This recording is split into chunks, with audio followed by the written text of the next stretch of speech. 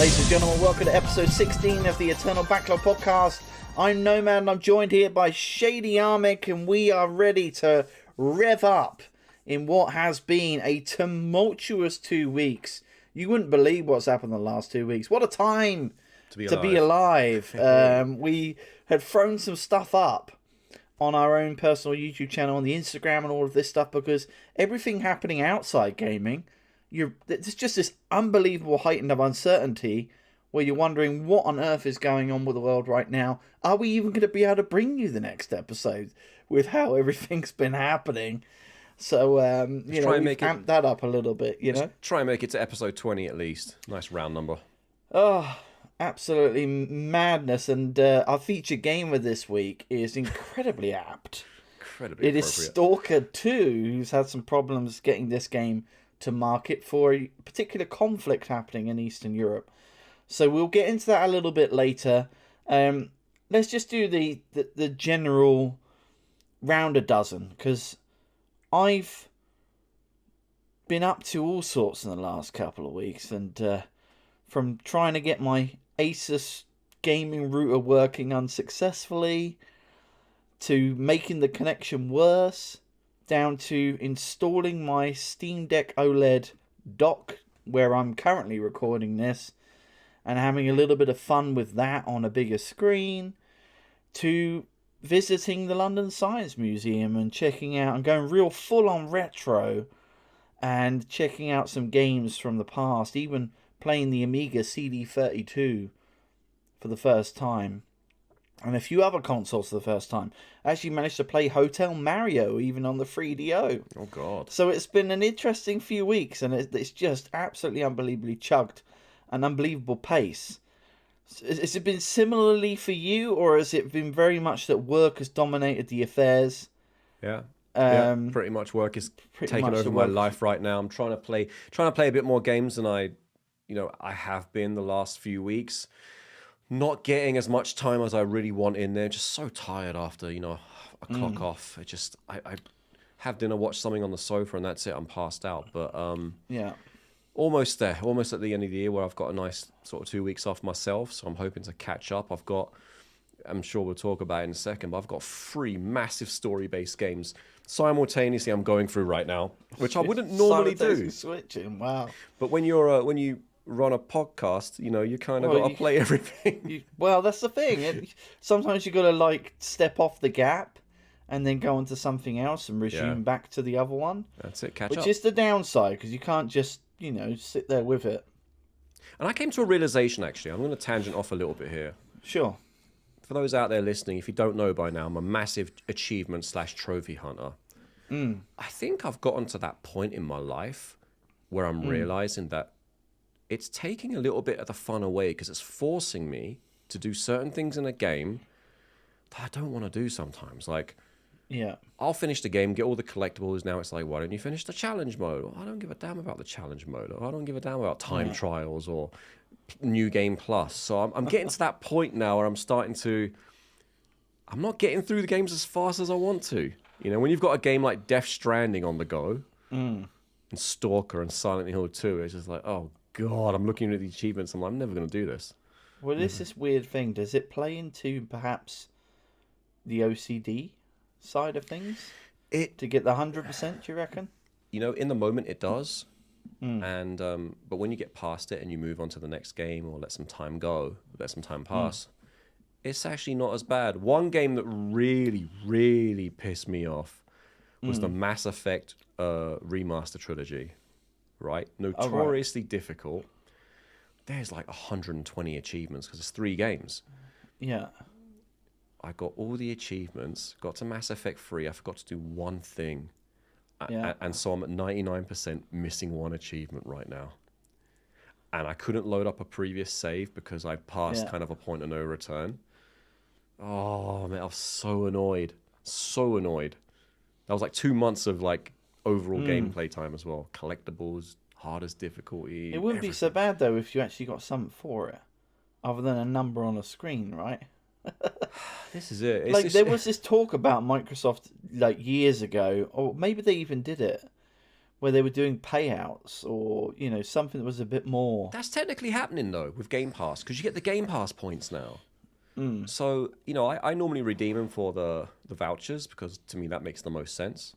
I don't really care if I get a $5 Domino's voucher, but $5 off, or I think the most I ever saved on that was like $85. So I managed to get like a full price game plus my Starfield controller, the Starfield wrap for the Xbox. Like I got a bunch of stuff for it.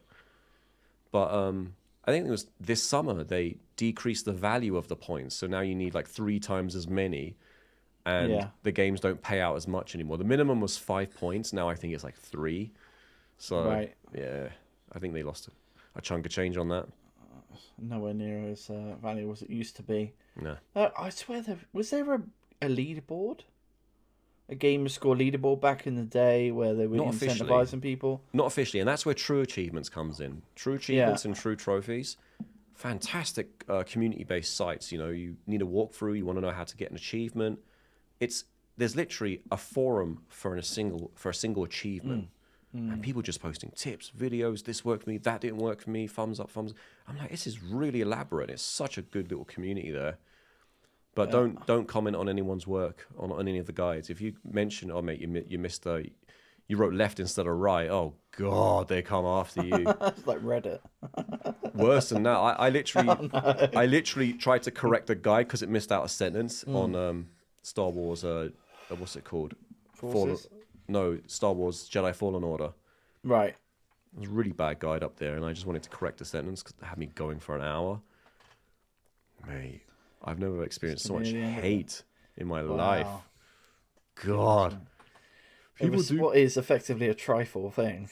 I mean, it's like, well, people do this for the good of the community. It's like, mate, I'm not, taking a dump on anyone. I'm just saying it might be worth adding a sentence in. Not correcting your grammar, yeah. Feel free to do it. Click this button to take ownership. Like, mate, relax. I just feeding in as part of the community, Oh, no. Yeah. But yes, it's certainly been an interesting couple of weeks as we branch into what is a pretty packed episode this week.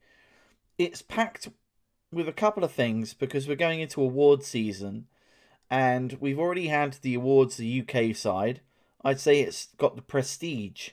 It certainly has a bigger history than Jeff Keighley's The Game Awards, which is coming up later in December, which we're going to be bringing you our reaction to that, then followed up by our own awards for the year, which I'm going to take the edit suite from because I'm just going to be I've got a lot of time on my hands, so we're going to do some fun stuff with that.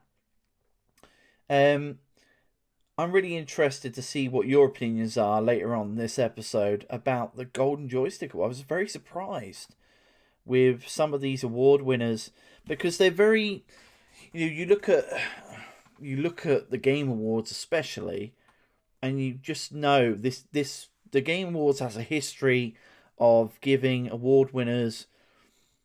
You look at it and you're like, oh come on. And you look at even the video game BAFTAs here in the UK, which happens I think turn of the year, and you're like, hang on a minute. There's an easier way. I think this has hit a sweet spot this year for the GGAs, which we'll get into later. I don't have too many complaints, which is very interesting.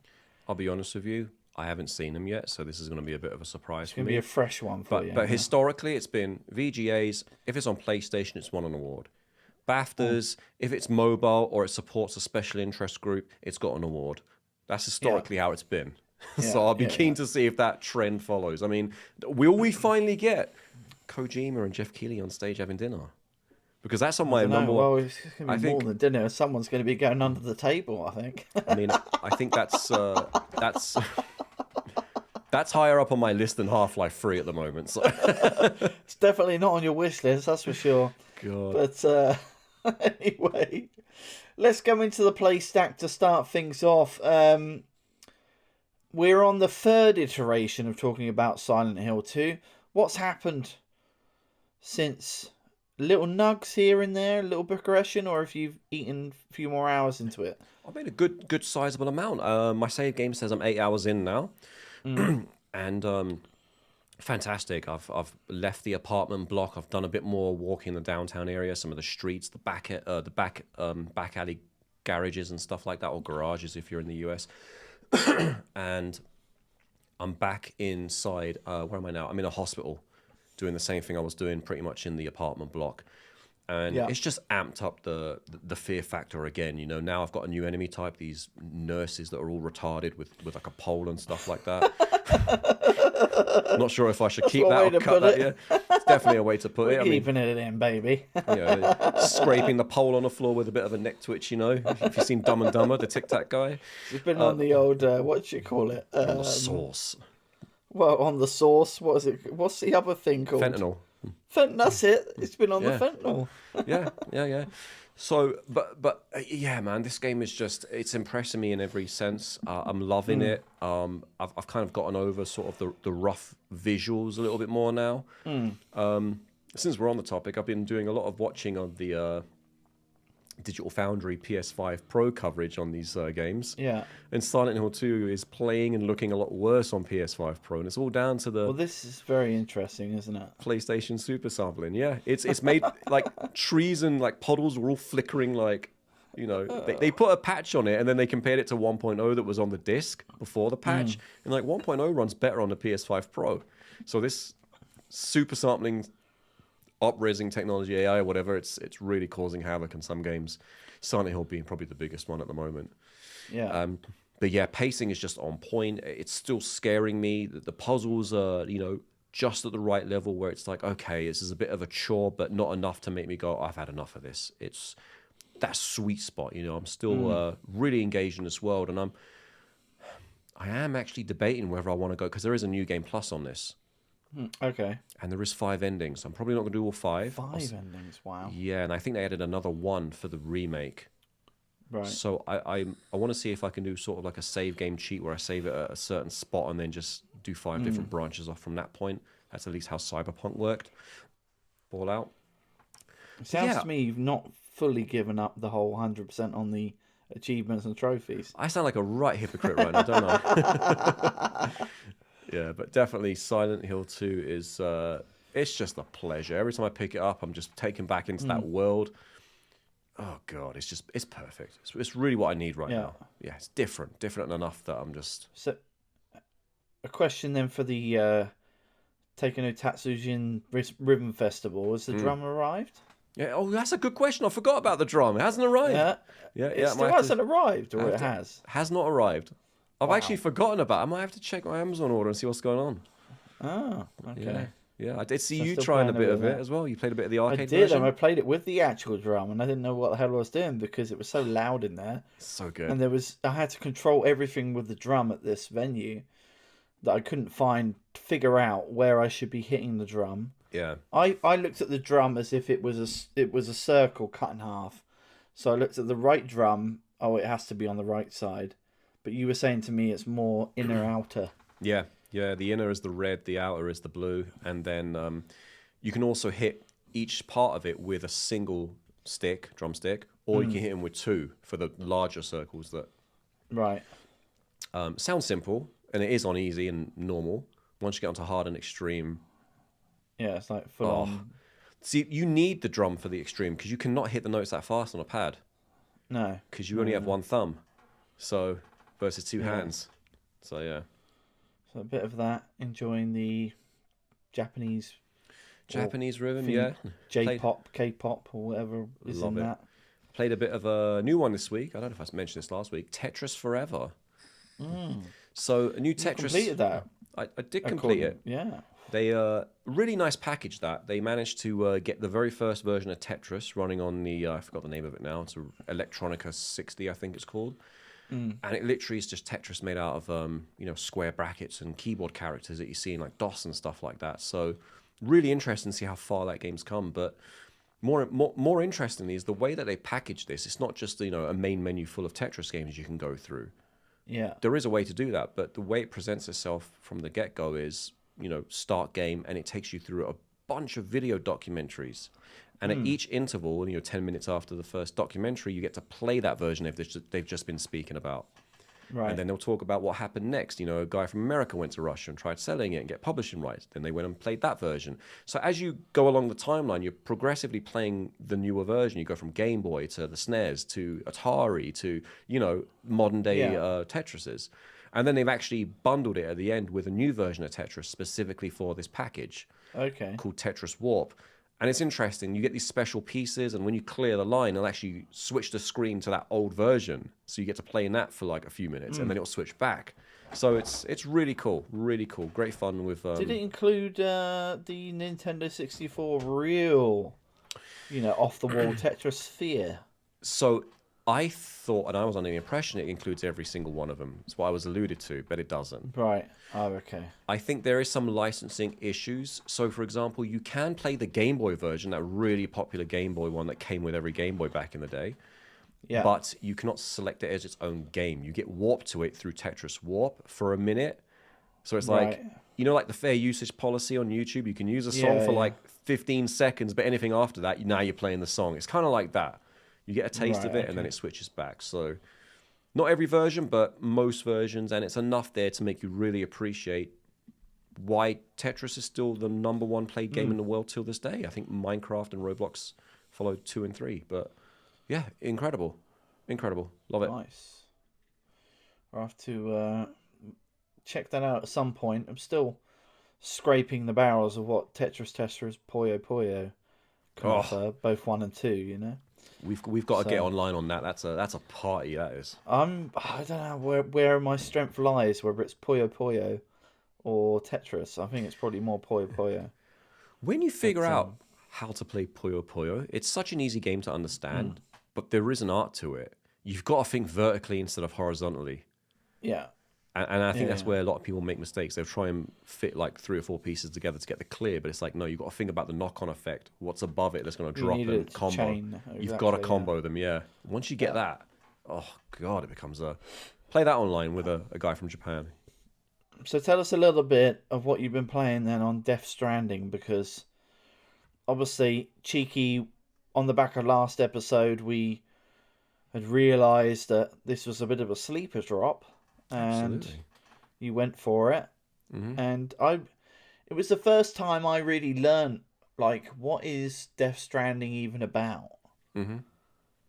Yeah, and I was really surprised because this is, you know, I'm a fan of something like Euro Truck Simulator. Well, this is the equivalent, the walking package equivalent. You know what? It's weird because you're not wrong. Like, everything you're describing about this game is accurate, but I think here context makes a difference. Yeah. And I think where the strength lies in Death Stranding is the story. Kojima, say what you want about him. We all like to have a laugh and a crack at him, but he for God's sake, he can tell a story. Whether it's the Metal Gear games, whether it's Death Stranding, anything he's touched, there's always been a compelling story, and this is no different.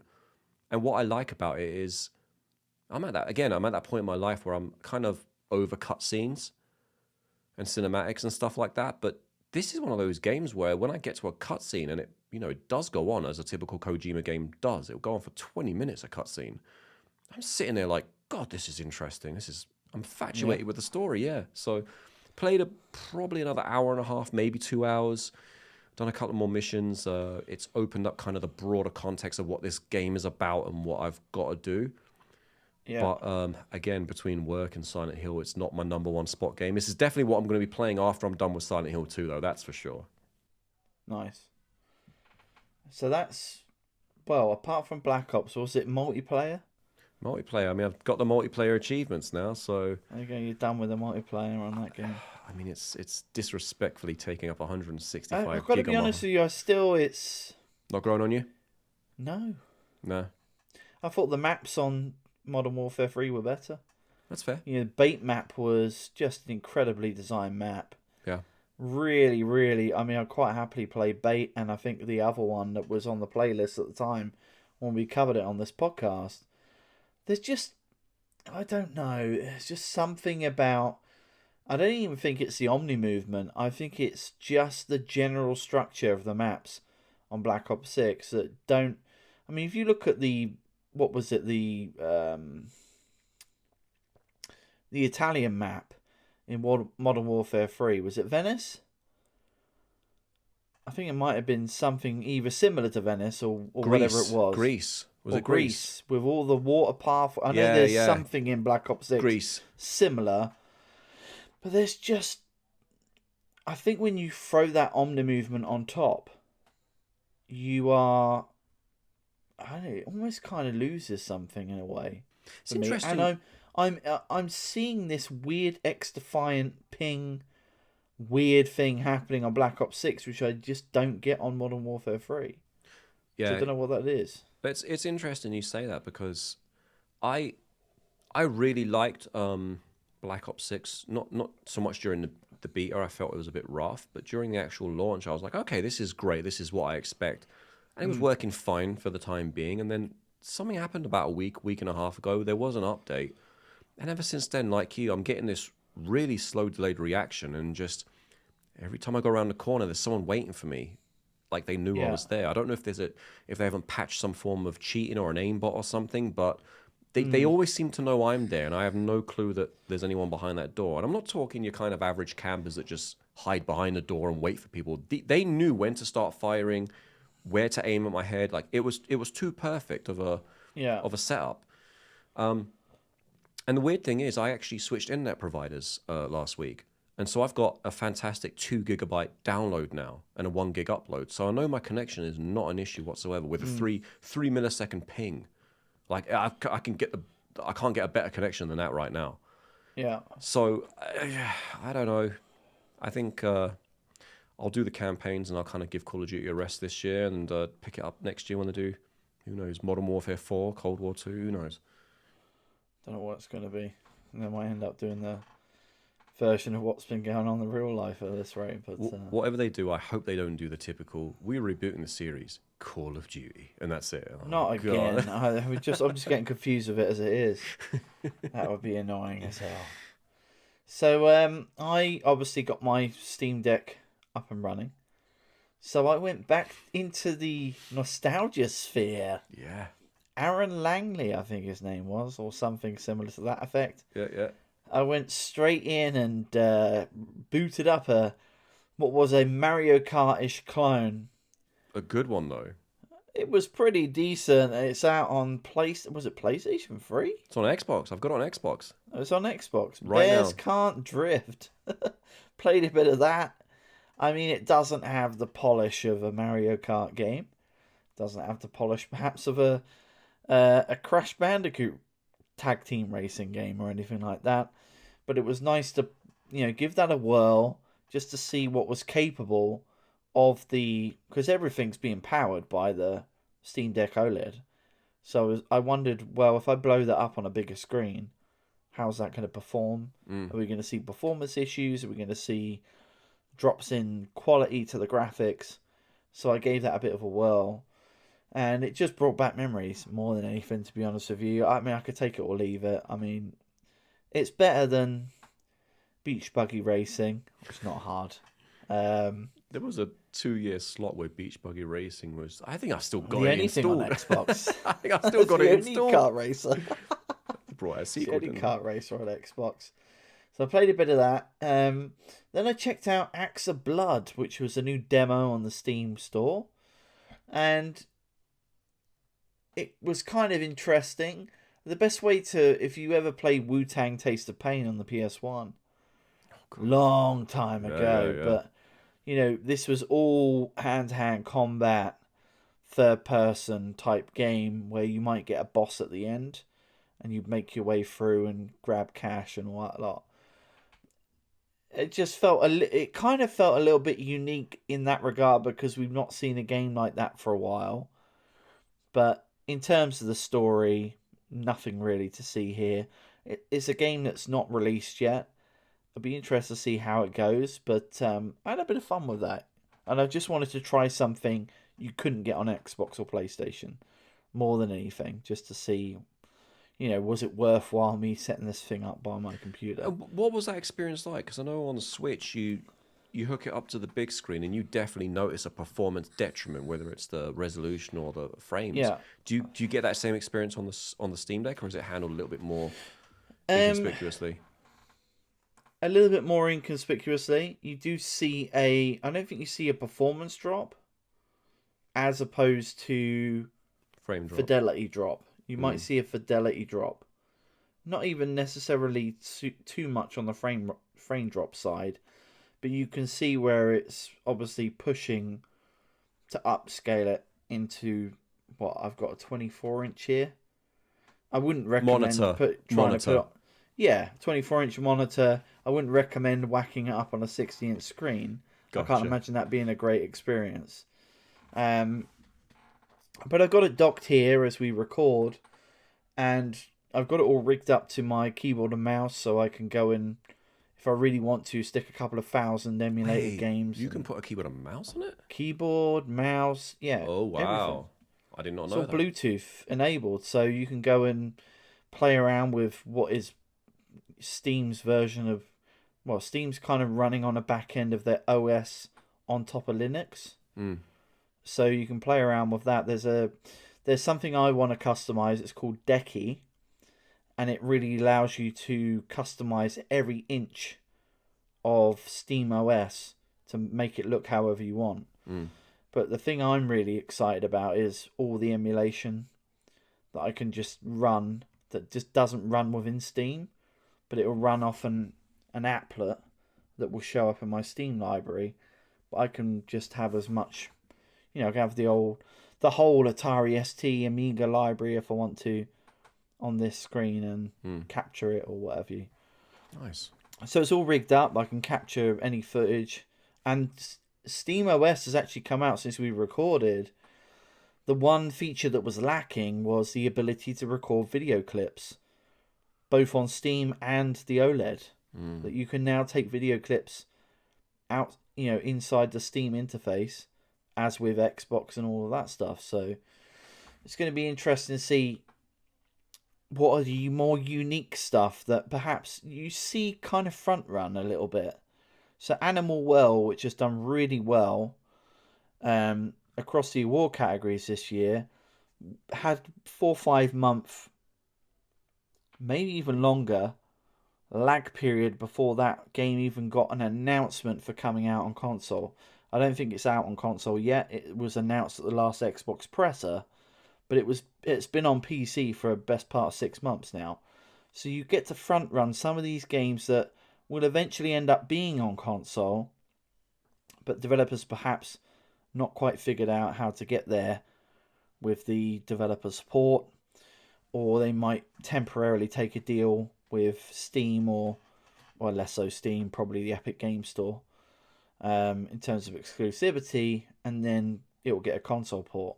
So you kind of get a front view into some of these games, especially when you look at the expos, what we've been seeing earlier this year and the subsidiary smaller streams. You get to see these more indie creations that could blow up and 2024 was a big year for indie games that kind of blew out of nowhere. You get to front run and potentially play some of those games before they get their consoles port. So kind of made total sense to me. So that was Acts of Blood. Sonic Origins. Sonic Origins is out of the box it's 1, 2, 3 Genesis. Right? And Sonic and Knuckles and Sonic CD. Yes. So out of the box, it's the Genesis plus your CD add-on or whatever. So I bought the Plus version, which included all of the Sega Game Gear games. And what took me over the edge was playing it back on the Master System, playing Sonic again. So Sonic 1 and 2 and Chaos on the Master System. Interestingly enough, slightly different, because the Game Gear had a much more squared off screen 4x3 for the device. The boss fights are slightly different. So I noticed, like on the second level of the original Sonic, there's less width for them to play with. So you're actually playing the boss fights in a 4x3 confined space. Otherwise, they try and keep it true to the Master System version. Enjoying that. I just had to get back in, and I just think, as I mentioned on like my Instagram stories and things like that, the Master System Game Gear versions of Sonic, they don't get enough love, especially Sonic Chaos, which I've not even had a chance to talk about yet. That was when Tails could fly properly. In that version properly. Yeah. There were some just great levels in those games, and yes, they never ran at the speed of the Genesis. You didn't get that feeling of speed, but there was just something unique about it in its own right. It's funny you say that because I see there was obviously the Sonic and Mario debate war happening as a kid, when I was a kid at least anyway. And I was always on the side of Sonic. Loved Sonic, always had the Sega consoles. For some reason, I had an NES, but for some reason I never gravitated towards the SNES and then the N64 afterwards. I was always on the Sega side of things. And Sonic the Hedgehog on Master System, specifically Master System 2, was the first taste I ever experienced of Sonic. Yeah. But then when I did play the Genesis/Mega Drive version and you got that fidelity and the speed and it just felt stable and polished, you're like, wow. And it really just takes you over the edge. I went through a phase a few months ago and, like you, went into the Sonic Origins package. I think 100% did the achievements on that and then saw the add-on. And there was no achievements for the add-on. So I was like, that's a shame. No, that was a real shame. But those Game Gear ones, I mean, the Master System ones, borderline, you can play them still. The Game Gear ones are rough, man. They're really rough. Well, they don't include the Master System versions. It's just the bloody Game Gear. Is it just the Game Gear ones? I thought it was Master System too. No. Interesting. Just the Game Gear versions. But my point being is, if you're sort of knee deep in the Sonic world right now, Sonic Mania I think is on sale right now for Black Friday. And Sonic Mania, and I think you and I used to work at the same job back when this first came out. And I was saying it back then. This is like the best Sonic game since Sonic and Knuckles. Was this? How did they name it? Did they name it Sonic 4 Mania or Sonic? So there was already There was a Sonic 4, right? There was a Sonic 4, but they changed the formula. Different developers. It was pseudo 3D. The physics were off. It didn't feel like Sonic. It felt like a floaty hedgehog with long legs. It was bad. Yeah. Really bad. Sonic Mania is, how did they do this? They took a bunch of like the most popular levels from Sonic 1, 2, and 3, and Act 1 of every level is an exact replica of that level on whatever platform it was on or whatever game it was in. Yeah. Act 2 is like, here's our envisioning of what the second act could have been. So it just gets crazy, but not in a bad way crazy where it's just too much. It's a good crazy, like, imagine Green Hill Zone, that you never quite saw this side of Green Hill Zone. You know what I mean? I don't know how to explain it. But every level's like that. You've got the Labyrinth, you've got Marble Arch Zone, Metropolis, everything. And it's back to back, and you get to fight all the typical bosses again, and the Chaos Emeralds are all there, Supersonic, Hypersonic, it's all there. Fantastic. Nice. And the soundtrack. And they did the same thing with the soundtrack. Soundtrack is the normal BGM for Act 1.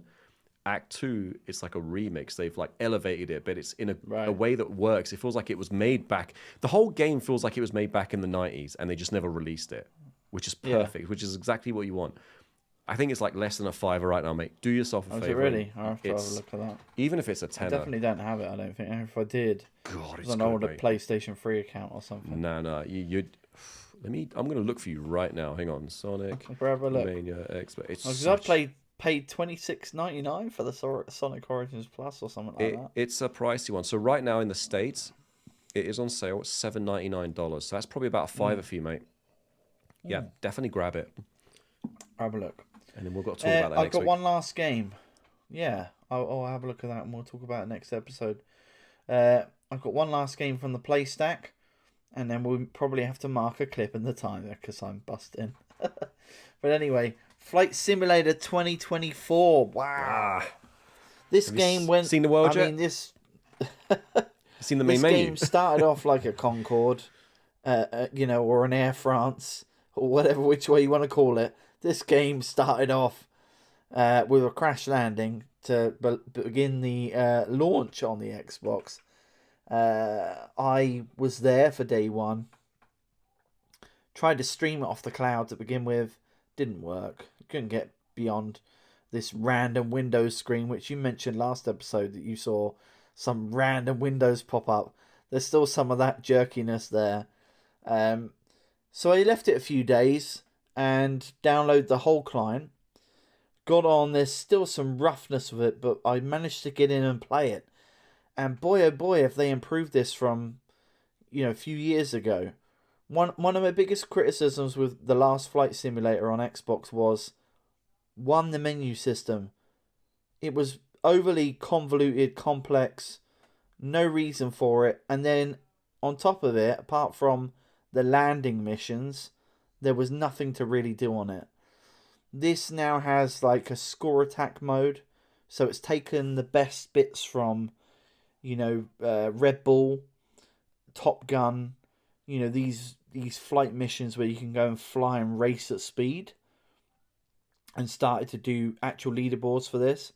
There's now a full-on career mode which expands everything from landing helicopters onto oil refineries, saving people that are in, medical distress, landing package freight, massive land on the USS Reagan. All of these types of things through an expansive career mode.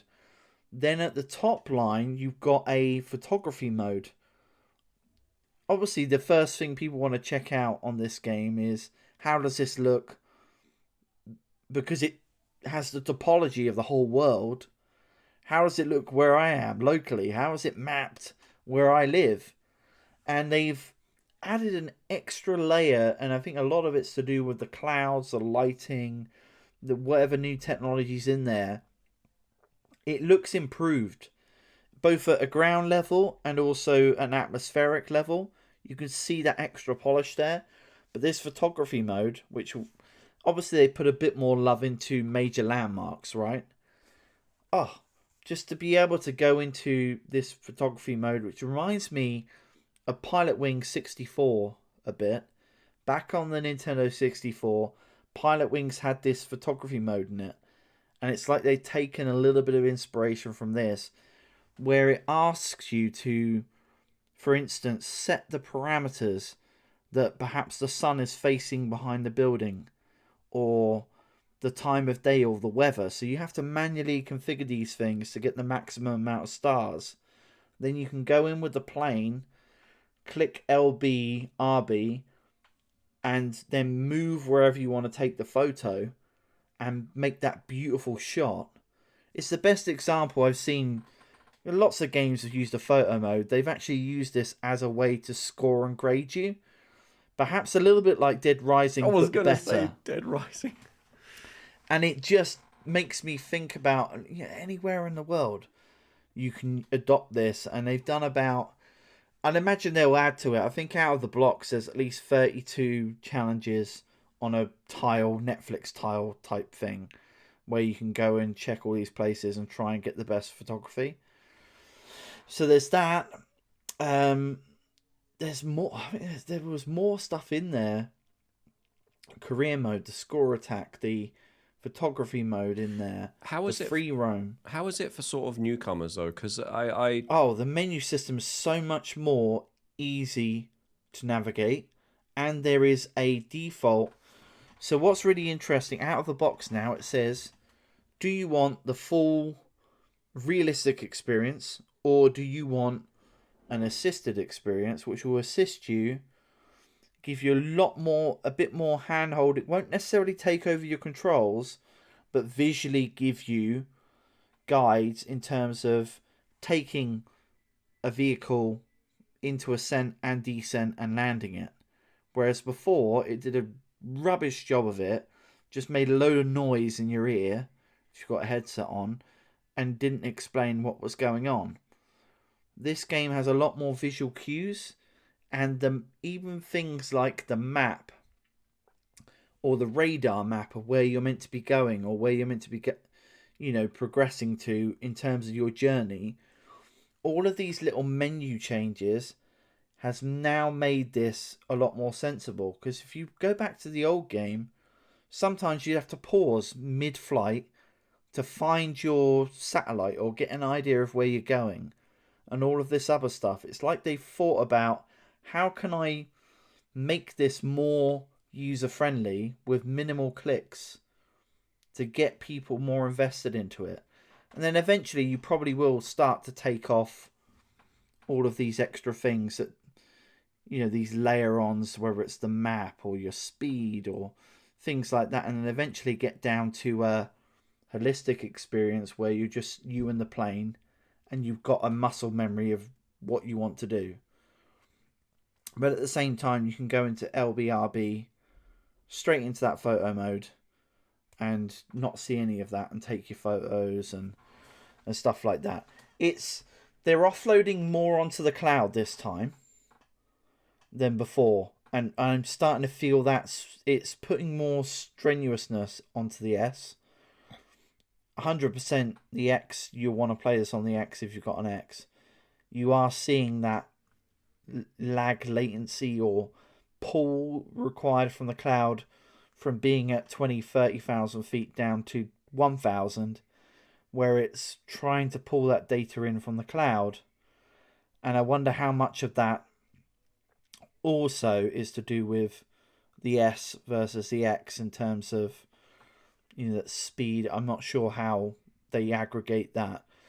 So I've only played it on the S, and it looks better on the S than what it did on the X.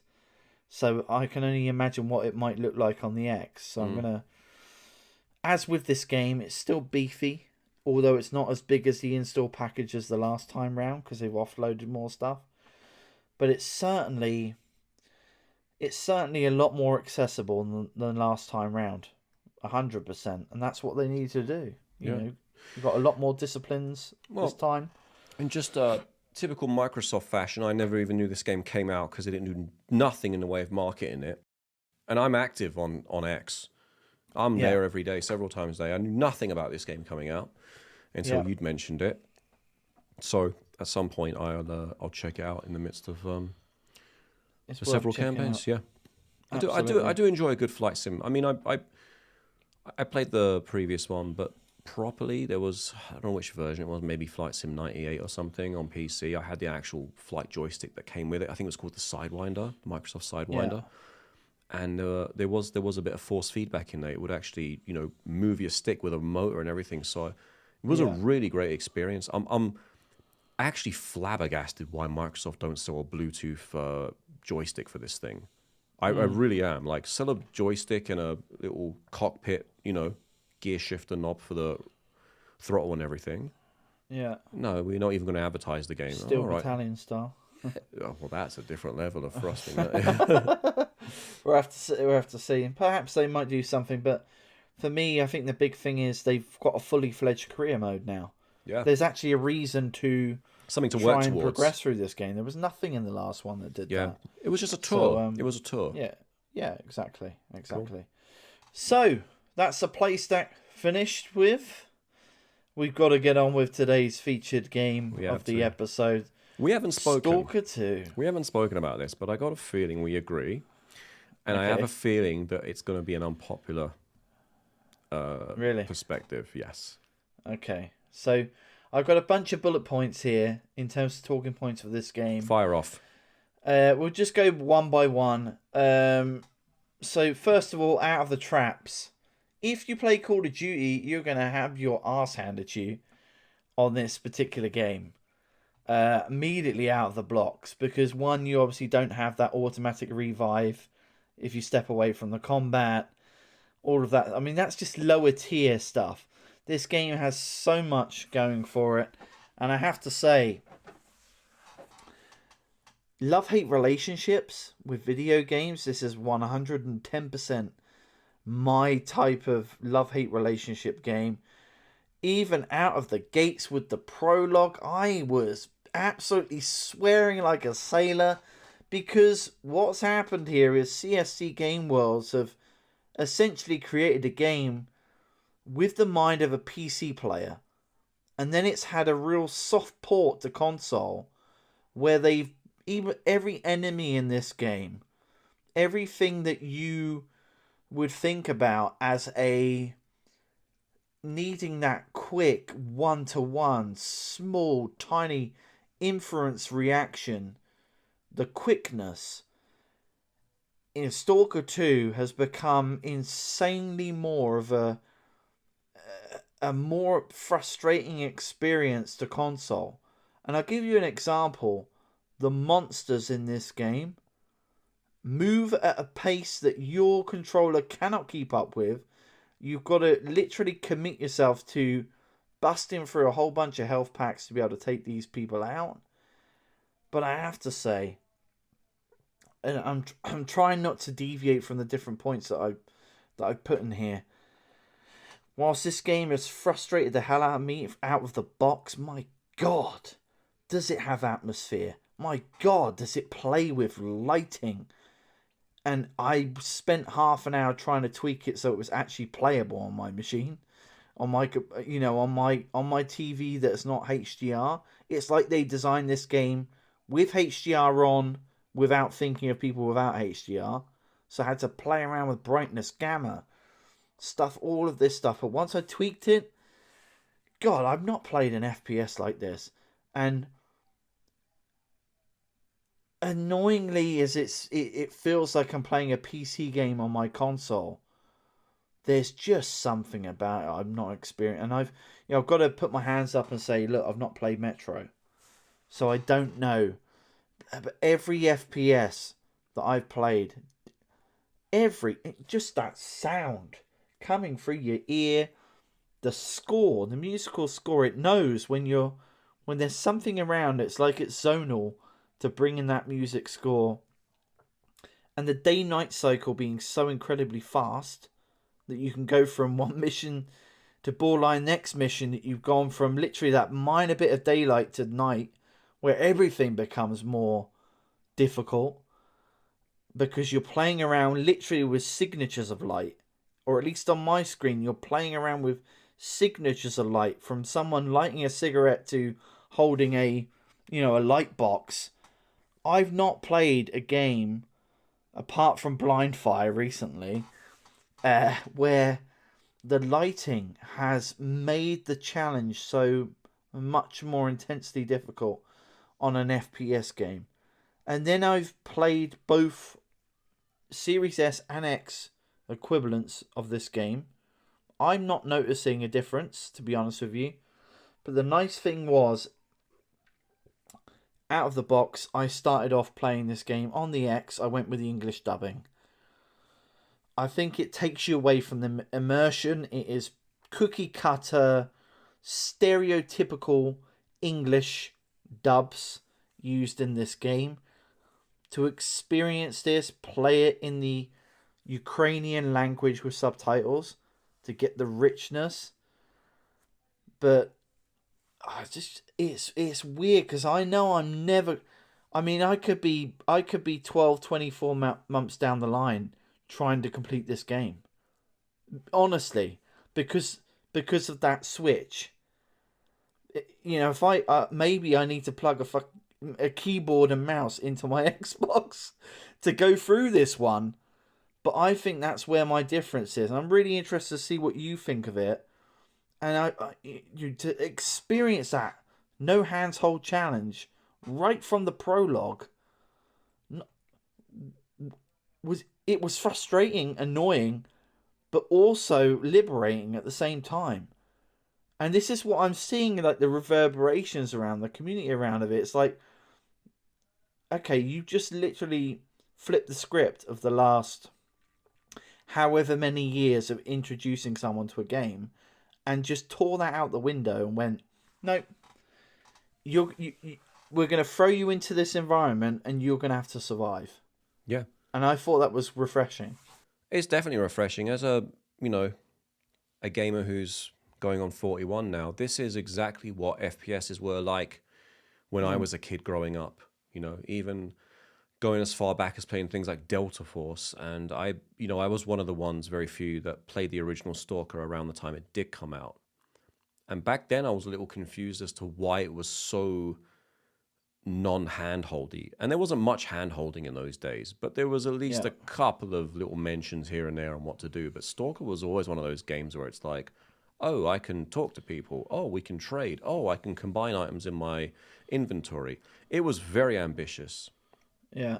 So when S.T.A.L.K.E.R 2 was announced for the Series X, 4 or 5 years ago now during the lead up, I was very surprised, and I was also very nervous because I know that this is one of those games that even 20 years from now, the first S.T.A.L.K.E.R game is going to be still played.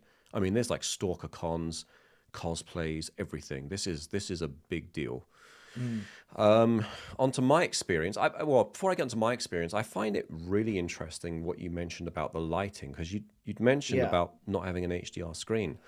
I do have an HDR screen, and I've also got an OLED screen. I didn't experience the same lighting that you did. I mean, I'm borderline being able to see anything. So I'm whacking the brightness, the gamma up.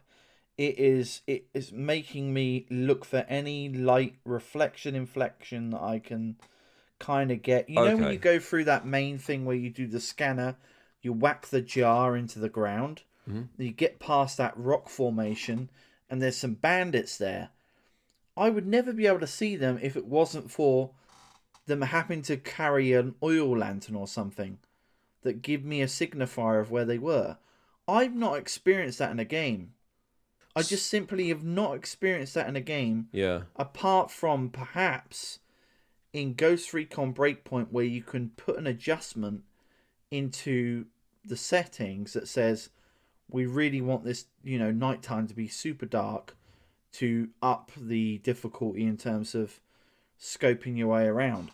I mean, honestly, I was down to... So I got past the prologue.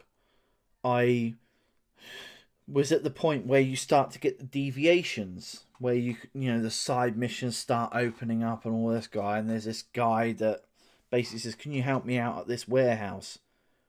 And all of a sudden I've had all of my items stripped away from me because I kind of get caught trying to capture this cube or whatever the thing is. This device that has its properties and stuff. And it's my first opportunity of witnessing a side mission in the game. But what I have is a piece. I have a handgun piece. I'm going into this warehouse where it's a 4-on-1 situation. All of a sudden, this ain't no usual experience. You can't do like you do on Halo, where you'll run outside the map, these things won't come and track you down. You can't game the system almost. You have to deal with the situation. You have to deal with the situation. You have to go about, and it's like all of a sudden you're having to really think tactically about how you're going to progress this. You're going to die a lot in this game. I died 15, 17 times in the prologue alone. This game is going to... Gosh, if you were to take a game out of the box and go, I want one game that's going to take me a long time to this opens up the question for me, is the people that reviewed this game, did they notch this down to the easiest difficulty? Because I played this mid at the S.T.A.L.K.E.R, not the highest difficulty, and I was getting rinsed. So the people that actually reviewed this in time to release a review on launch, surely they must have cranked the difficulty down to the easiest level, because this is on another level. It is brutal. For a control pad, it is brutal. It's brutal. I actually had to reduce the sensitivity by 5. And you'll probably see it in the footage here, because it was just super sensitive by default. I was, zooming all over the screen. It's how do I describe this? You start off and everything looks like, okay, yep, FPS, cool. I've seen this before. Yeah. And it takes you through sort of its version of a tutorial. Walk through this tunnel. You come across this electric ball thing that's going through the tunnel. Yeah. And I died on that like 4 times alone because I didn't realize the bloody thing would suck all my... Like literally, you pick up some items from a dead body and there's a ball and you're trying to figure out, all right, what's the pattern? Can I bob it and weave it? Get hit with the first one. All right, cool. That hits me there. Second one comes dead. So it took me 3 or 4 attempts just to manage to grab the items from the dead guy and then get out the tunnel. So that was my first frustration. All right, it's like that, is it? So there's my first taste. Because some of these things that you pick up out the ground, some of them are unstable, some of them are fine. Yeah. Well, anyway... And that's the sub-menu. You read... Where the nuances lie is in the sub-menu if you read the text. Yeah. So then I get outside and I'm traversing, and my first impression was, God, this doesn't look anything like the nice lush demos that they've been putting out all these years, showcasing Unreal 5. So I'm like, oh wow, I feel a bit hard done by that. I'm like, oh well, Unreal 5 looked great when they were showing it off. It was all shiny and it was like a beautified version of Ukraine. And I was like, all right, well, this is the first thing. Plays at 60, so it's not the worst game you've ever seen, but it doesn't look that much better on an OLED, was my point I was trying to make earlier. It doesn't look fantastic on the X. Haven't played it on the S. So I get my first artifact, and it teaches me how to scan and all that stuff. And then this son of a bitch out of nowhere, I don't know what kind of animal it is, starts battering me. And I think it's the same part where you posted a clip on X. Yeah, man, it's so quick. Hold on a second. It disappears. All right, cool. I'm looking for the dust that's being kicked up. That's not the problem. I can track it. That's not the issue. Flick the headlamp on, whatever. My issue is, how many goddamn bullets does this thing take to kill? Right? Then it's just straight up cheating. It misses, a claw swipe at me. So what does it do? It ground pounds. Knocks me on my ass. 3/4 of my health gone. Get up. Yeah. While it's run off, let me quickly throw a syringe in, get my energy back. No, it comes and swipes me again, kills me. It gets to this point where I was screaming at the TV like, are we really doing this sort of 10 minutes into the game?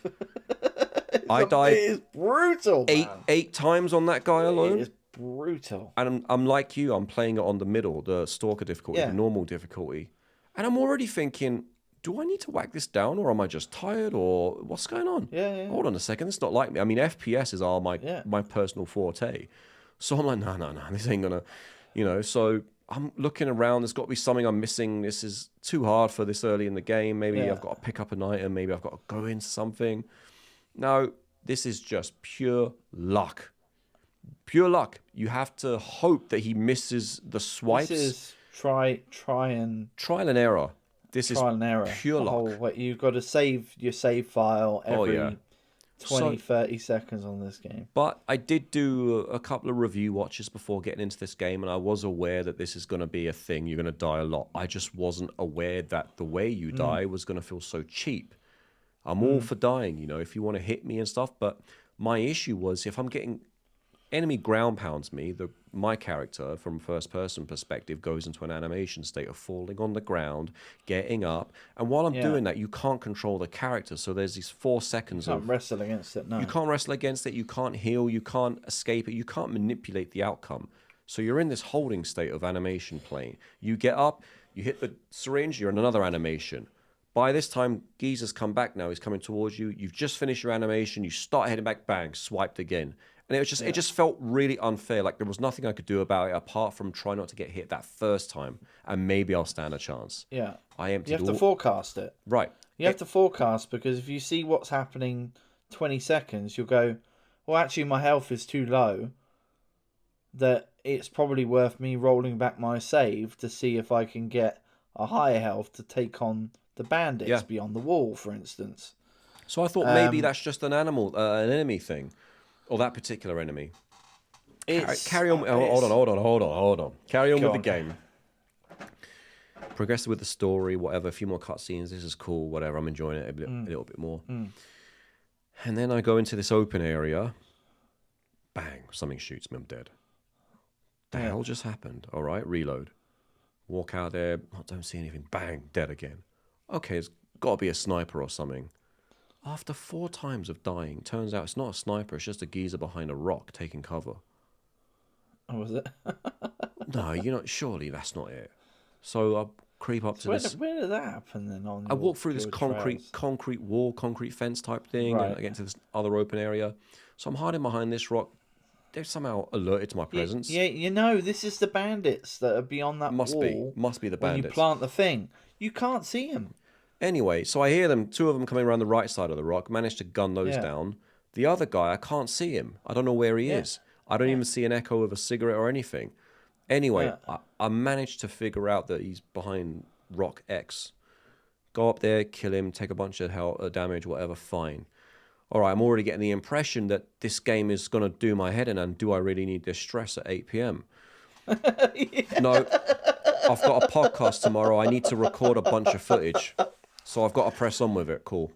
Yeah. Following the waypoint, come across another building now. All right, it's relatively quiet. Oh, there's a metal staircase. Let me go up there and see what's inside. Bang, dead. What the hell is shooting me? Reload. Got up the staircase. This time I'm crouching. Bang, dead. There is nothing around me. Brutal. Nothing. I can't see a single enemy. There's not a dog, werewolf, whatever. There's nothing there. It gets to a point, I'm just like, okay, I've got about an hour's worth of footage. I'm probably going to have to play a bit more tonight. That's why I gravitated to Flight Sim. And I'm trying to really like this game, but it's doing nothing to help me. Nothing. No, it is the Dark Souls of FPS. But it's like, at least Dark Souls, you know there's an enemy in front of you. No, but you can't. This is the weird thing.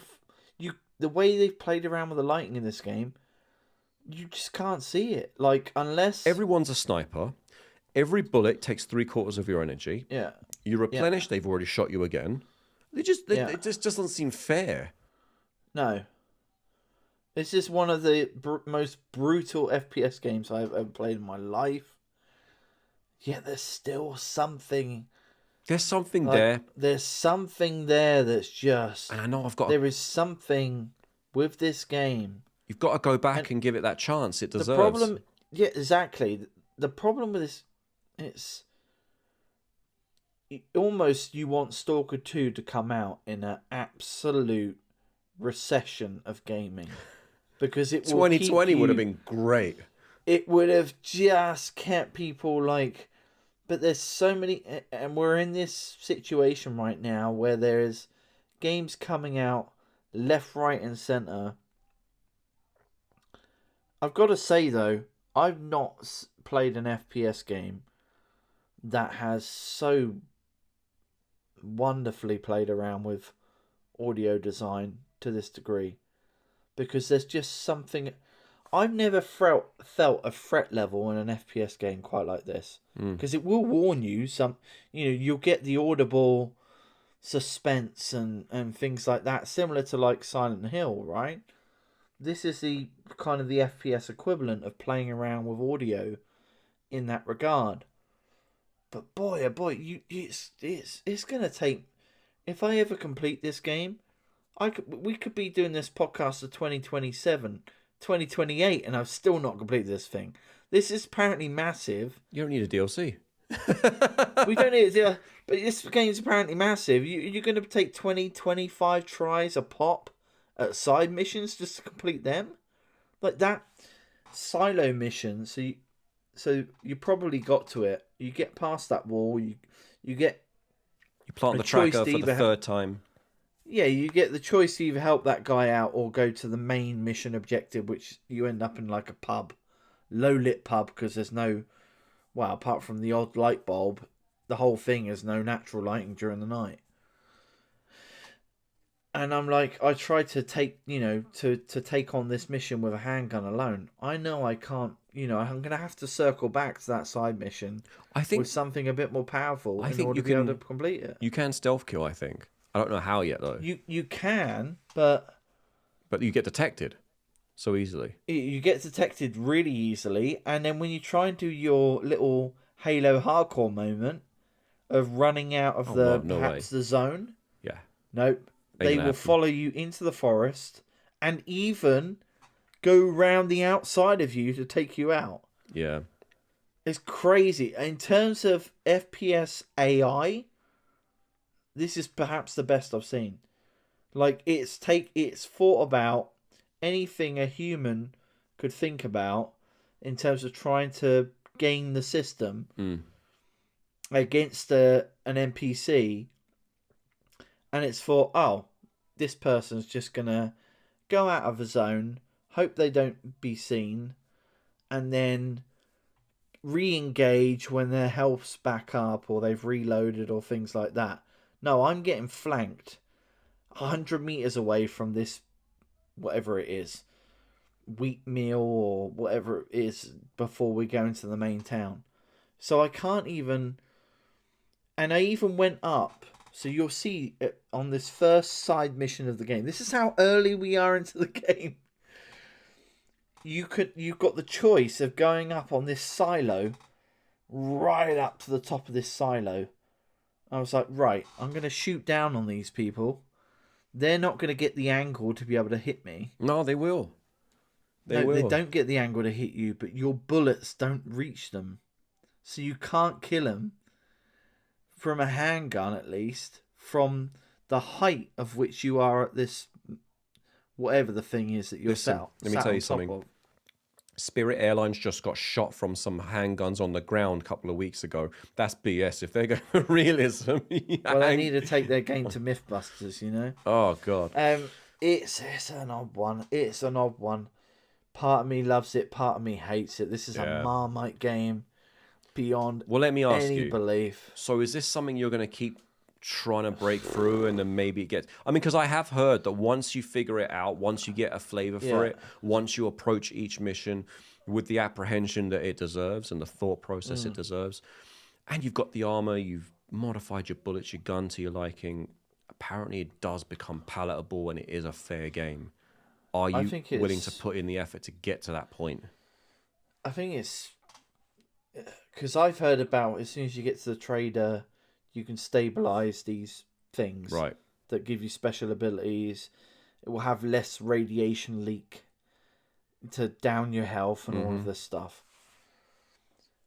I do think as much as they could still played around with the lighting and the way that they did, which I've never experienced a game like this in my life, to play around with this low-lit lighting to the degree that it has. I still think they've gone just a little... And this is where I think they built this game for PC, quick reaction, much higher frame, the split seconds that you need to get the advantage. That hasn't translated to console and therefore made this game a hell of a lot more difficult.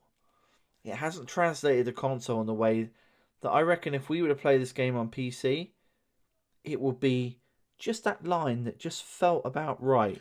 And just felt about fair. Got a challenge for you then. Yeah. Because your console is at your computer desk, right? It is. I could technically connect to it via... Connect your mouse and keyboard to it. I'm really curious to see how that'll turn out. Well, I'll give it a blast. We can come back on the next episode. See, I'm assuming it will accept it. Should do. I mean, as a configuration. You're right, though. It is a PC first game. I mean, I've never seen so many options. The inventory system says it all. I've never My seen God, so many options into an inventory in an options menu for a console game. No, you can customize like everything. I'm surprised it doesn't let you just downscale. Even PUBG. PUBG's inventory is more simplistic than this. Yeah. Just to move items from any dead body that you want to search. I swear I spent half my time inside the inventory transferring items. I couldn't even figure out how to get into the inventory. I was like, how the hell do I open it? It's a crazy game. Like down on the D-pad. So, lasting thoughts then. So I think I didn't have as much fun as I thought I would. I've been following this for a while. But then I need to reevaluate my expectations. Did I think it was going to be anything different? When I asked myself that question, well, no. The answer is no. This is exactly what a Stalker game is. And I think that's the message that a lot of reviewers online have tried to convey. This isn't Call of Duty. This isn't Halo. This isn't, anything you can just pick up and just get going with. This is, you drop everything. This is your life for the next 6 to 12 months. Deal with it. Life is hard. Get a helmet, as Candace Owen says. So, but one thing did strike me, and we've talked about this before, and that is Fallout. Yeah. And what does Fallout, the question is, what does Fallout look like going forward if it was to be modernized? And the funny thing is, no matter how much I love, hate, or in between this game, this is the framework for what Fallout should have been in 2024.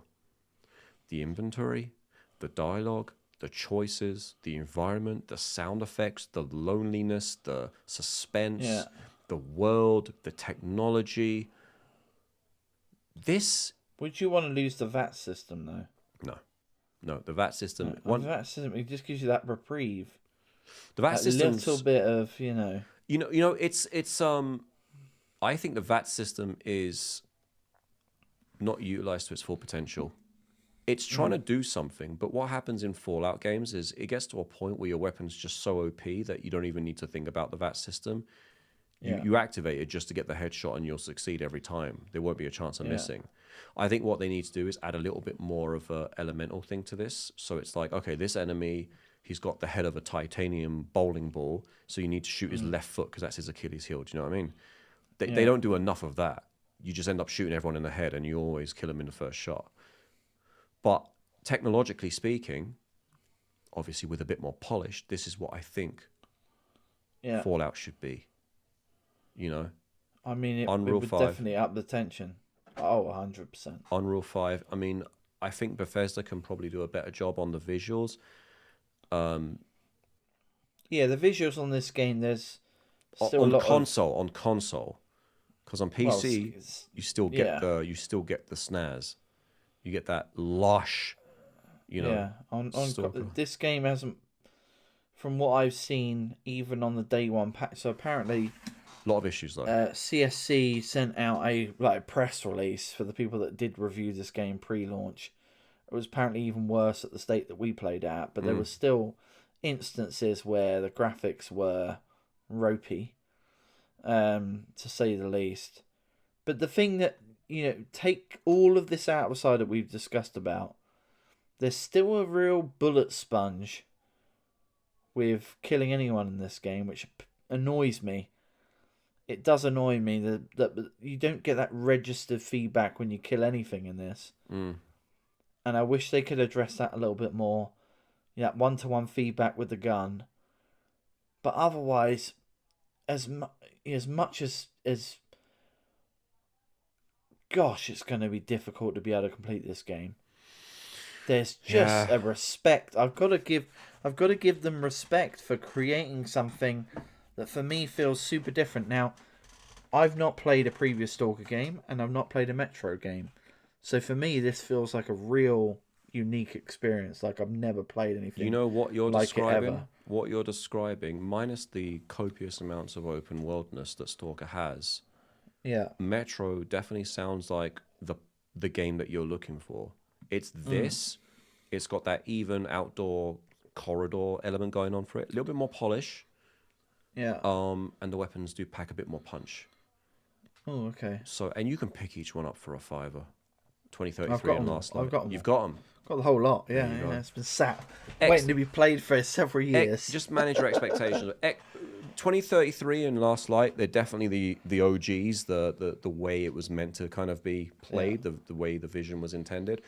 Exodus is where, it just feels like a company bought them and now it's like Fisher Price, everyone can get into it kind of thing, It's a good game, but it's just, it loses the magic of the first two.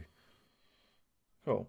Well, I think on the ball of averages, I think the fact that something that is out there that's different, but from a critique factor, it feels weighted. It feels weighted to a PC experience. They've not thought enough about, but they've had this problem. Obviously, we heard that this game already got delayed once because of what's happening between Ukraine and Russia and all of this stuff geopolitically. There could be some quality of service or end of life improvements that might get patched with this game. I imagine they will listen to feedback with this. I mean, there's a lot of attention to detail here that we could see. If we were to give this game a bit of breathing space for a few months, it could be noticeably more, more accustomed to consoles to just take you. At the moment, it kind of needs to do something to just make that that ability challenge. I've not played it on that lower difficulty. I don't know what that's like, but I'm with you there. I think you can't change it once you've selected, by the way. Oh, really? It's similar with the dialogue. It just happened to be that first time launch. So they've got this thing called a first time launch. So a first time launch will give you a first time launch irrespective of whether if you've got multiple consoles. It will still give you and adaptability. So if I boot this thing up on the X now, it's going to give me the English dub. Hmm. And if I boot it up on my S, it's going to give me the Ukrainian dub. But I both selected the difficulty on the same level. There is no ability to downgrade the difficulty level mid-game, which we see with a lot more games these days. I am intrigued to see what it's like. If you did crank it down, it might end up being still a really challenging game. I still wonder if they'll actually patch the difficulty for the normal mode. Maybe there are inconsistencies there that they'll patch. Maybe it's... Heck, maybe the game's accidentally loading the hard script instead of the normal script, and they can patch that. Do you know? I don't know. It feels like it. And I play my games on hard, but this is ridiculous. Yeah. Shall we move on? Yeah, just to finish that off. Currently, Xbox rated 81 out of 100 on Metacritic, 74 on PC. It's actually performing lower on PC, which is quite interesting. But anyway. Let's go on to the news section then. Let's go through let's tackle both the award segments here. So we've had the Golden Joystick Awards. Mm-hmm. Very different to the Video Game BAFTAs in the UK side, which happens I think March or February of next year, where they start to give out these stupid... You start to look at it and like, nobody's played that. I remember watching it when we first started this podcast, and we were debating on whether to cover the BAFTA Game Awards, and we were like, oh, come on now. So fortunately, the Golden Joystick Awards are set more in line of, reciprocated with gamers' experience. And I wanted to go through here the award winners, because we've had these, and I'd be interested to see if these transcend to the nominations of the Game Awards, which we'll give our reaction to. So, we have the best audio design has been won by Astrobot. And I don't have any complaints with that. Playing with that speaker and some of the things that they've done on that game, I don't have any qualms with that being voted best audio design. I don't know about you. I think where I'm a little bit tied is because I haven't played Final Fantasy VII Rebirth, and there's a lot of nominations for that game, so it's hard for me to say. I'm trying to think this year. I can't think of anything that would have beaten it. I mean, the only thing I can probably think of that may challenge it is Hellblade 2, because it had the binaural audio that you needed the headphones for. Yeah. But did it do more than what Astrobot did? It's hard for me to say. I haven't played Hellblade yet. Yeah. So they tend to partition this off between audio design and soundtrack. Because the best soundtrack has actually been won by Final Fantasy Rebirth. So I'm not 100% sure how they segment that. I'm guessing it's like the way they play with sound in the game. Yeah, JRPGs tend to have a lot of orchestrated, soundtracks as you're sort of going through the game. So I would say next year I'd be amazed. Next year I would be amazed if S.T.A.L.K.E.R does not get on the nomination board. Based on what we talked about earlier, I would be amazed if S.T.A.L.K.E.R does not meet the grade for next year's nominations. Jeff Keighley doesn't do Xbox. He doesn't do Xbox. I'd be amazed if it doesn't, because for me that was wow. I mean, that was just something very different. Best storytelling goes to Final Fantasy Rebirth again. Not mad Best multiplayer game, Helldivers 2. Yeah. A lot of until they screwed it up, but yeah. It's just one of these games, I teetered them on buying this a few times through the cycle. But then you saw Concord and what happened to that. Well, that's my worry now. If I was going to Helldivers 2, am I going to get anywhere near that launch day experience? I suggest not. No. Best visual design. Now, here's what's super interesting about this. Black Myth Wukong was collectively panned by the establishment gaming press. And in this award ceremony, Black Myth Wukong has actually done really well. So it's won Best visual design. And that's not the only award that it's won. Black Myth Wukong. Yeah, because it's on PlayStation. I mean, it couldn't be more obvious. No, but it played against the usual card, which everyone was expecting. It catered towards actual gamers for once, and it's done well. So, I'm kind of positively thinking that maybe the direction of travel is going in the right place. Best indie game went to Balatro. You're all for that. Talked about Balatro early days. I think that's a great shout. Best indie game that's been self-published. Another good nomination here. Another Crab's Treasure, which is like the Dark Souls of the underneath. I saw a lot of that. It caught my eye. I think that's not a bad shout. I've not managed to play it, but it was definitely a highlight for the things that we saw that came out. Studio of the Year, Team Asobi. Beyond Astrobot. Again, it was a call-out game for me. We've got Best Lead Performer and Studio Performer. I'm going to skip those because nobody knows who they are.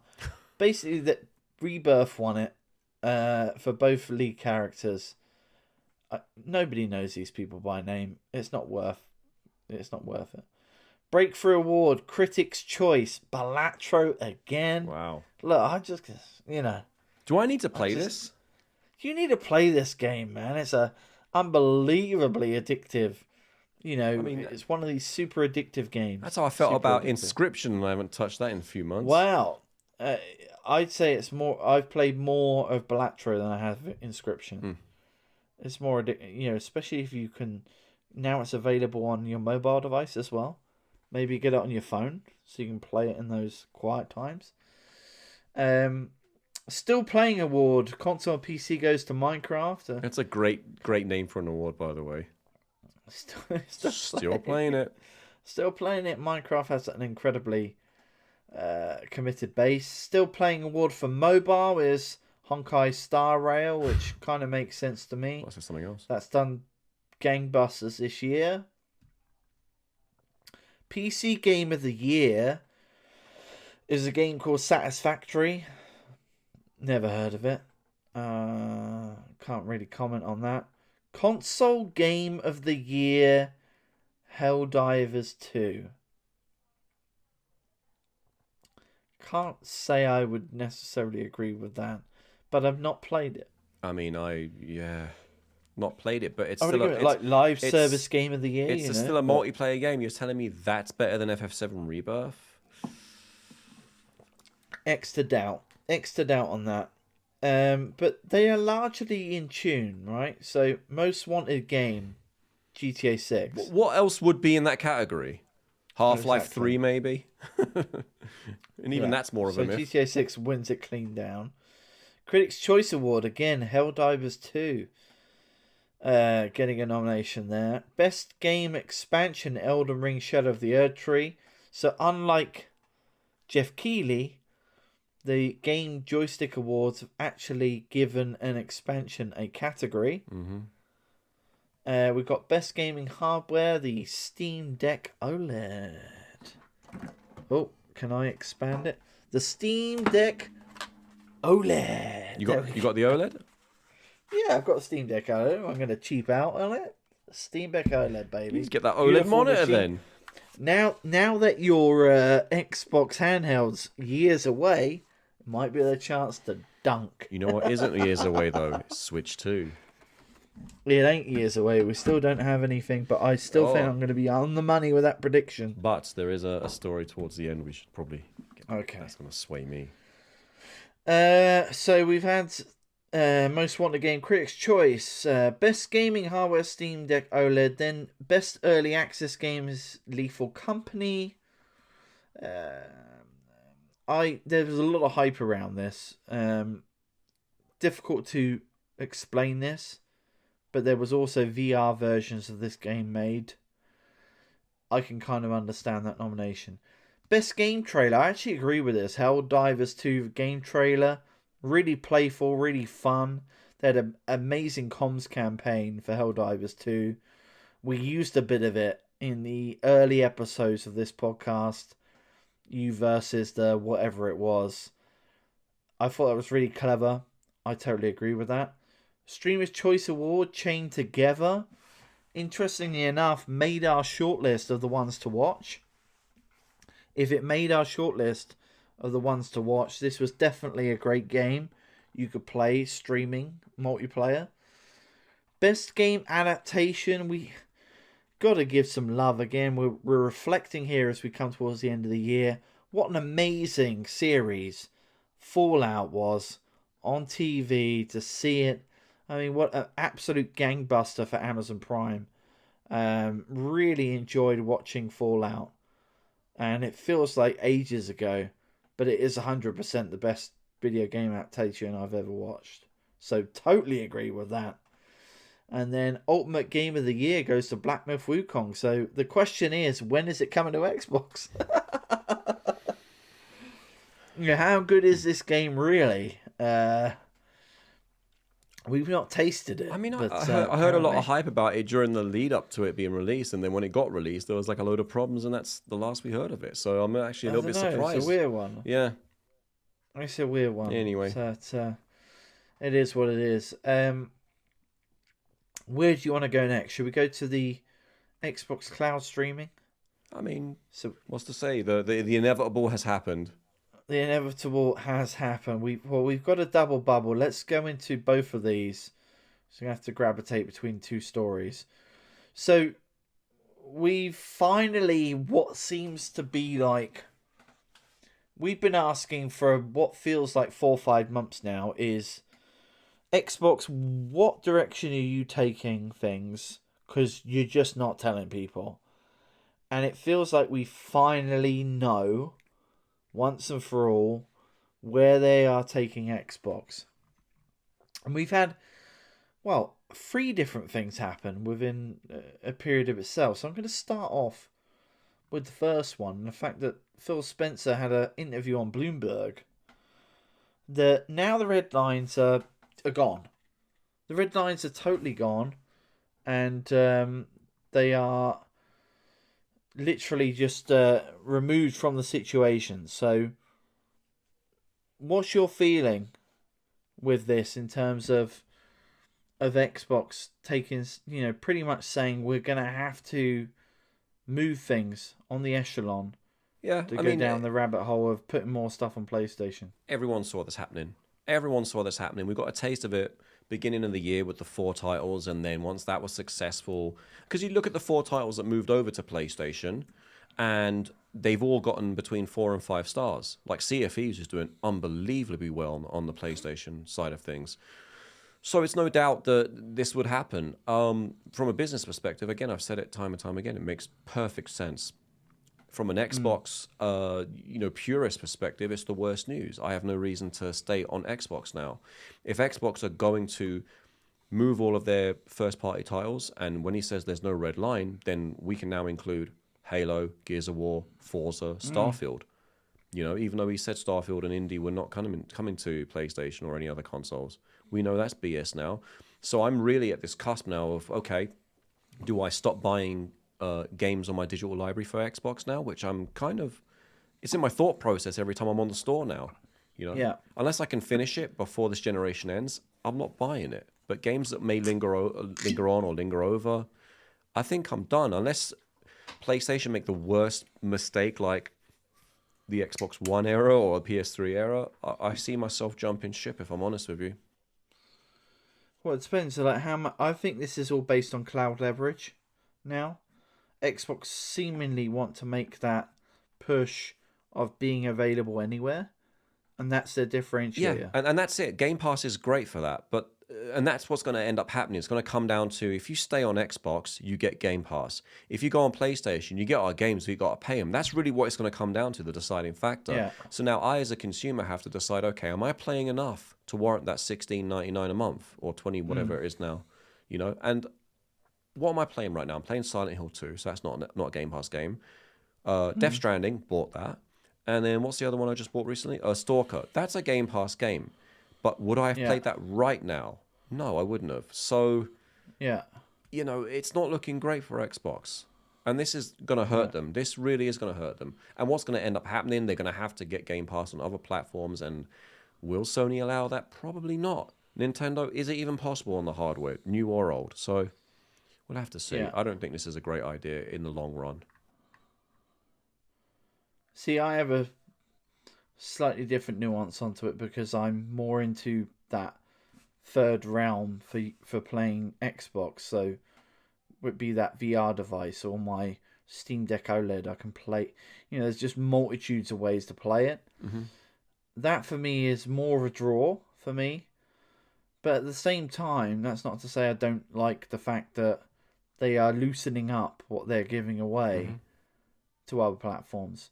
And I think they've, this finely balanced strategy that they're going with, based on the Bloomberg interview, seems like the lines are blurring too much. Like they've got to have that integer, 12 months. Yep. At least the integer of 12 months. Give me 12 months. Because if they don't do that, they're really going to mess themselves up. Exactly. Xbox have been pacifists for far too long. But then at the same time, Sony, they're feeling the little bit of stress from Xbox's advances on the cloud basis. But hold on a second. They're now trying. This is what I don't get. It's like Sony are down on their. I said this before. Sony are down on their knees. They've got Wolverine and Death Stranding 2. Who knows when either one of those are coming out? You could have kept the games on Xbox, shifted the entire plateau of the console space. Maybe it would have taken a little bit year longer, or there may have been a slower tilt back. But you would have ended up winning on the console, and then you could have doubled down on it and saying, we've also got Game Pass. So you actually win on both fronts. No, you're going to end up being a third-party publisher that will end up having to liquidize the hardware and just go purely Game Pass at some point in the future anyway. Well, they're teetering on whether I don't know. I still think the PlayStation port was a bit of a weird one. Well. But they're now trying to stream some select games. It's not going to be the full xCloud experience, let's be honest. It's not. Microsoft are already several steps ahead on that front. They definitely are, but PlayStation doing this for the PS Portal is one of the biggest things, right? Because this was a useless device. You have to be in the house near the PlayStation. Well, if I'm near the PlayStation, I might as well play the PlayStation. You know what I mean? Yeah. The fact that I can now game stream this changes everything. However, the damn thing's still Wi-Fi 5. So you're not going to get great game streaming. Wi-Fi 6 has been out for 6-7 years now. What are we doing, dude? It feels like they're playing a little bit catch up on that front, but they're feeling a little bit of a threat from it. And then on the Microsoft side, they finally, they brought out, on one count, they brought out the This Is an Xbox campaign, which was shockingly bad because they didn't explain to people almost as bad properly. As Jaguars. Well, it was Jaguars was worse. But Xbox had came out with this, typical A4 poster style thing. This is an Xbox. You can play an Xbox on a Surface laptop. You can play it on a phone, Amazon Fire console, Stick. TV. And then they're juxtaposition and say this is a cat box with a cat. This is a bento box. Or this is a bento box. It's like, no, you need to explain to people but that you can stream this stuff. This is why I'm confused. Why are you educating on what an Xbox is? You've not got anything exclusive to Xbox anymore. Your whole I strategy. think the big problem is we said earlier in this year it was, and I saw this anecdotally from people. It was like, right, you can get 100+ games on Game Pass. What's Game Pass? But interestingly enough, we started to. So literally within 48 hours of that campaign that they started, they finally released something that actually hit the mark. So they released a game streaming trailer, and it actually told people, like, look, really fundamentally, what is an Xbox? You buy Xbox Ultimate Game Pass, you can play pretty much your whole gaming collection. We're expanding it beyond the streaming to your own titles. This is what you get, all encompassing. It was the best thing I've seen Microsoft do this year because it actually made sense.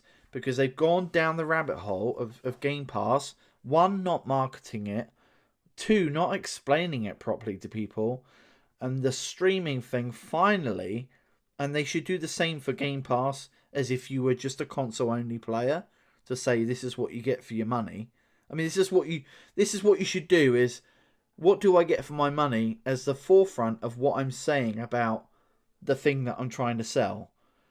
And they've been really convoluted. Yeah, but and I'm really delighted they finally got back to basics with at least their messaging. That's all fine and dandy, but again, why do I need an Xbox for that when I can do it on a PC currently or a Steam Deck? No, this is a delicate balancing. Well, right? hang on, and seemingly it looks like it's going in that direction in the future. Like Xbox are becoming like the gaming globalists of the gaming world.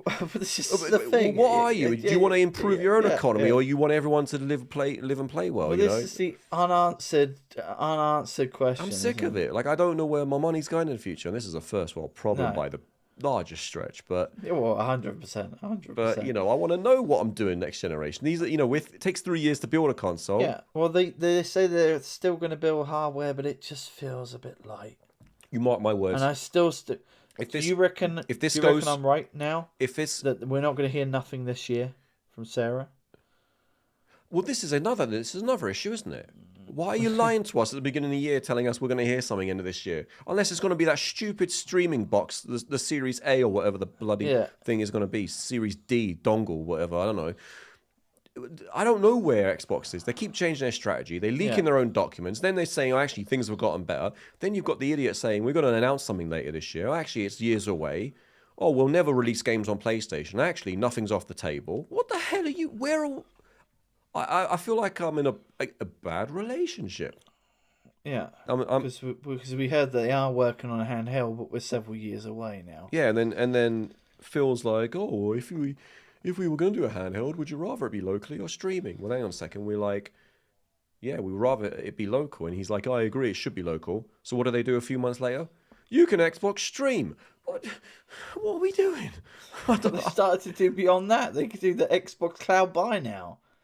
So we're going to finish this up because we've had to rattle on here. We might even have to skip a couple of little nuggets for this episode.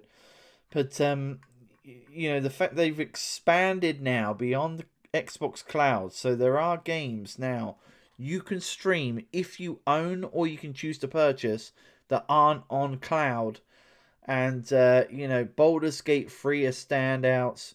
Call of Duty, Modern Warfare 2, Cyberpunk 2077. There are games here that you just cannot get on Game Pass that you can choose to buy, but stream if you want to stream it on a compatible device. It would be a Surface laptop, a Meta Quest 3. It's accessibility. For me, that speaks to me after experiencing playing some of that stuff.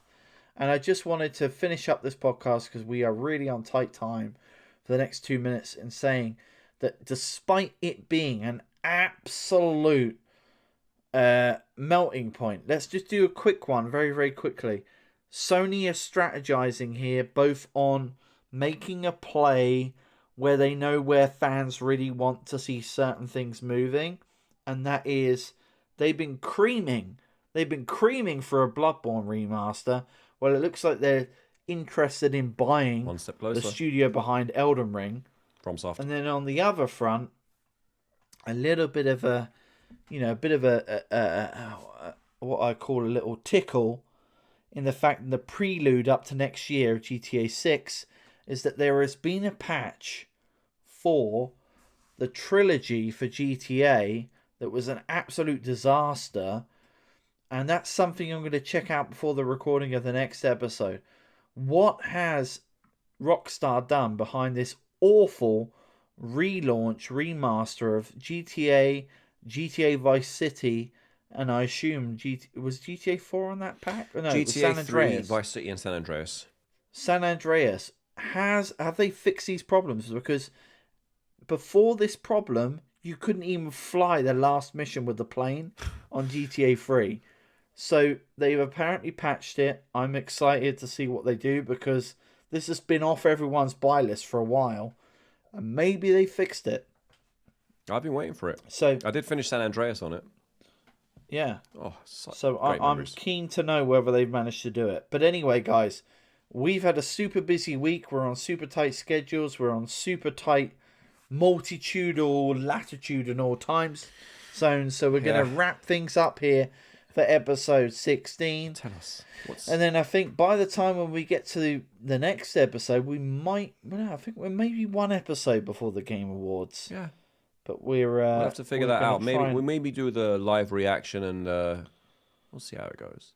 We'll see how things goes. Either way, we're going to try and have a bit more of an extended Christmas period before we come back in the new year. And don't forget. But anyway, tell guys, us what's in your bento box.